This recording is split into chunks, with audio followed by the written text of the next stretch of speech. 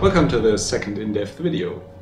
In the first one I talked about the economy and trade system. This time we will dive deep into what exactly the phrase "create history" means.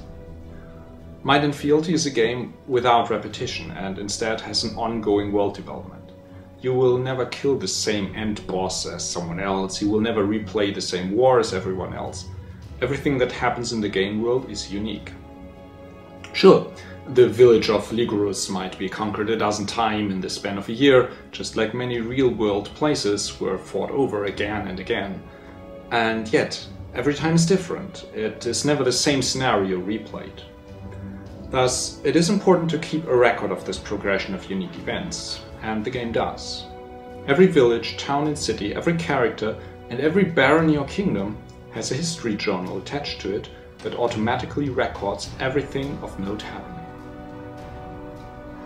At first, these will be fairly boring, but after just a few months of game time, they will be the history of the world. These are automated records and will thus be available in all the various languages that we support, creating a history shared by all players, irrespective of country or language abilities. But these journals are also a part of the game itself. Imagine you just conquered Ligurus, and as its new lord, you are interested in its history.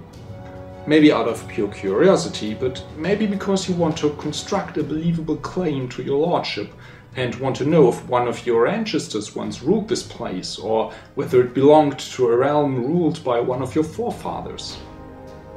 The journal, you see, is not immediately available to you in its entirety. As the Lord, you will have access to everything that happened from the day you took control onwards.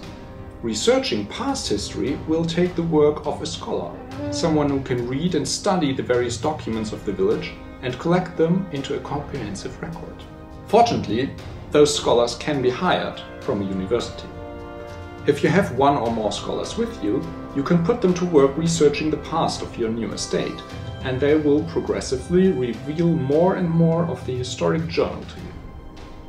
Once the game is a couple years old, researching the entire history of a place will take considerable effort, but based on my experiences with my other game, Battle Master, I have no doubt that there will be characters specialized on this kind of play, and they just might become important pawns in the machinations of kings and queens who are looking for claims or a casus belli.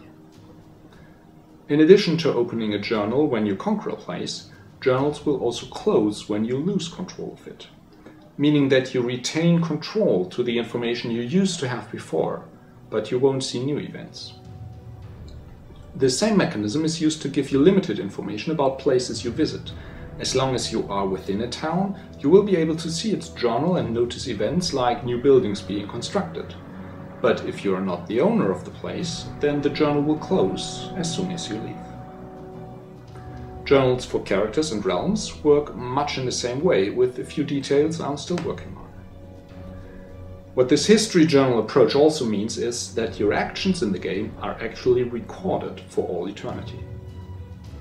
If you conquer a place, overthrow a government, become king, these things may be forgotten and buried after some time, but they will never be lost. They will always be there to be discovered by someone digging up the history of a realm or place. Create history really means that your actions will become a part of the game history in many different ways. Even after your character is long dead and buried, his kingdom destroyed, and his estates conquered by 3 different barbarian tribes, his name will still be there in the history journal. So much for this aspect of the game today. In the next in-depth video, I will take a look at the military aspect of Might & Fealty and talk a bit about how to wage war.